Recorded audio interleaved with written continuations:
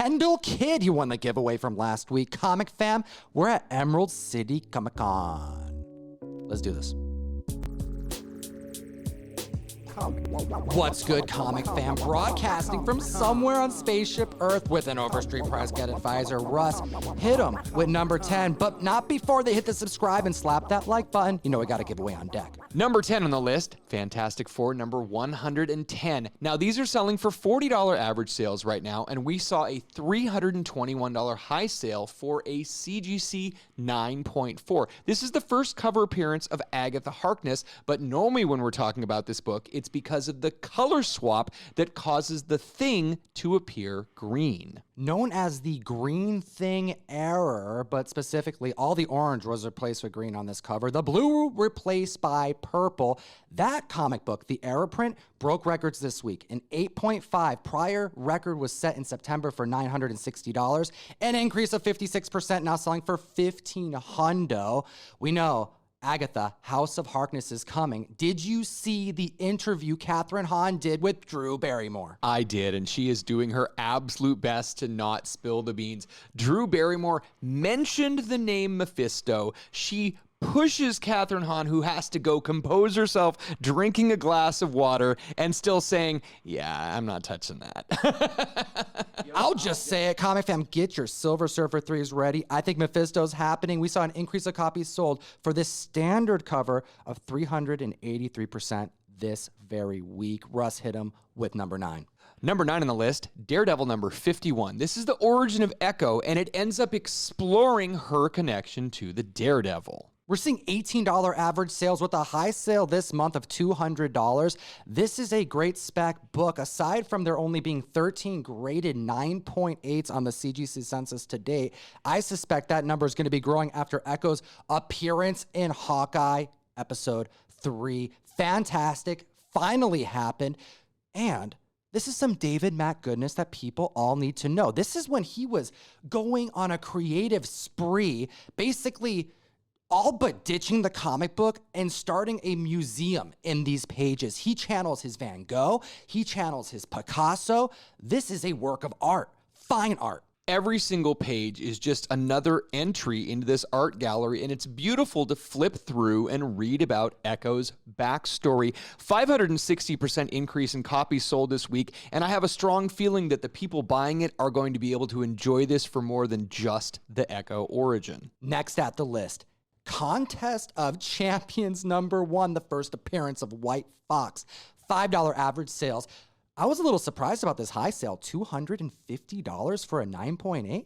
Tom, this book came out in 2015, and I just don't think there were enough people specking on and getting this book. So the fact that we're seeing a 9.8 sell for this much, it's really impressive. Here's the thing. Clearly, White Fox is a character Marvel wants to continue to utilize. She hangs around so many next-gen heroes, led the new Agents of Atlas, was featured in Taskmaster issue 3, part of the Tiger Division, and then over this last week was just framed for the murder of Doctor Strange, which is why we're seeing this book make our list, an increase of 243% week over week, because spec is pointing towards this character, because I suspect that Marvel's going to keep utilizing her. Number 7 on the list, Anne Rice's The Witching Hour number 1. And if you're a fan of Anne Rice, you need to check out the Trending 20 list over on the Key Collector app that also has more Anne Rice goodness. That's right. We actually sourced these 10 comic books from a larger list of 20. And if you use code TOM101, you support the show, but you get access to a free 2-week service of the app in its entirety. Check out the other 10 comics that didn't make our list today that you still need to know about, because, as Russ said, Interview with a Vampire, another Anne Rice book, has made its way on there, and that is affordable and being speculated on, but why? Back in May of 2020, we found out that AMC acquired the rights for the Vampire Chronicles and the Lives of the Mayfair Witches. Well, just this week, we find that the Mayfair Witches was given the green light, causing this to spike 1,400% in sales this week. Copies sold, flying off the shelf. $10 average sales for this comic book. It's affordable. There was a signed signature series copy graded at 9.4 that only sold for $100. Well, there is a platinum edition that has silver foil lettering, and we're seeing those sell as well, but even those aren't selling for a whole lot more CGC. There just aren't a ton of these on the census, Tom. I'm interested to follow these types of books because they're really known in like the chapter book community, right? More avid readers of fiction and vampire tales, but we're seeing these noirs adapted to the screen. So we may see additional random dollar bin books make our list in the future. Absolutely. Considering there are so many that Anne Rice has done, we're probably going to have to follow even more. Okay, next at the list at number 6, Marvel Team Up issue number 68. We're talking Man-Thing, we're talking Spider-Man on the cover, but it's about the first appearance on the inside that I haven't thought about really since the Cloak and Dagger cancellation. We're talking $18 average sales and a high sale that was set this last month in November for $360 for a CGC 9.8. First appearance of Despair. This is something, like Tom mentioned, we talked about for the Cloak and Dagger series, and it seemed like this was going to be a villain they would be exploring, and then Cloak and Dagger was canceled. Kevin Feige got involved, decided that it wasn't really on the same slate that he saw as far as the vision goes for the MCU. Well, we're seeing a 2,100% uptick in copies sold week over week because of toys. Man, this toy spec just always kills me. And it's something that we have comic collectors, we have toy collectors, but when you see this crossover, it can get dangerous. 2,100% is a lot of increase this week, but something codenamed Dreamy, rumored to be the character Despair, is causing this book to spike. Well, Marvel Legends is planning to release their toy line to accompany the Doctor Strange Multiverse of Madness movie. And yes, Dreamy is rumored to be one of the code names for one of the toys. Now, I think it's worth mentioning, Marvel Legends, which are very cool toys, sometimes utilizes toys that have nothing to do with the MCU. They just throw a character in there. However, Despair is a demonic entity that likes to mess with individuals, especially in this multiverse of madness that Doctor Strange is setting up for us. It does make sense why we would see this increase in copies sold, but go easy on this one. I'm not too sure about it. Moving from toy spec to an actual confirmation of an appearance we saw in the Hawkeye show, number 5 on the list, Avengers number 19. This is the first appearance of Swordsman, $420 average sales, and a 9.4 sold for $1,825 just last month. And here's the thing.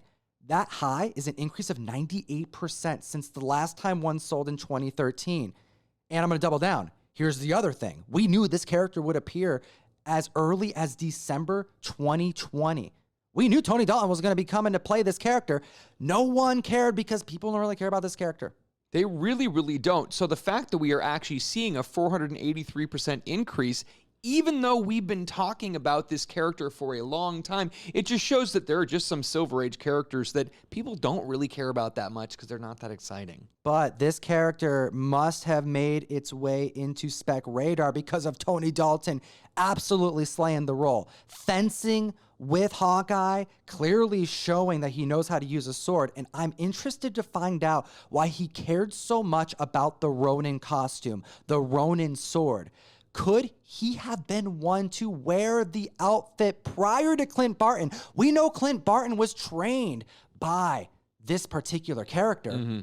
Maybe Clint wasn't the first Ronin to don the costume. Comic fam, what are you thinking about the current Hawkeye series? We are doing a new episode every week, and it is churning and burning on this list. Let us know your thoughts down below. It'll enter you to win a giveaway. Also, let's talk about West Coast Avengers number 1 at the list at number 4.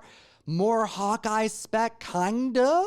Tom, what West Coast Avengers number 1 are we talking about? There's so many of them. There was the miniseries, there was the ongoing series, there was the recent series. Good question. We're talking about the miniseries in 1984, the first appearance of the team with Hawkeye and Mockingbird on it. Oh yeah, and we have Wonder Man and we have Iron Man, but we have Rhodey Rhodes playing that one. The first team appearance, but why a 300% increase in copies sold? $5 average sales with a high sale of $250 for a 9.8. This isn't a book that typically sells and gets hot.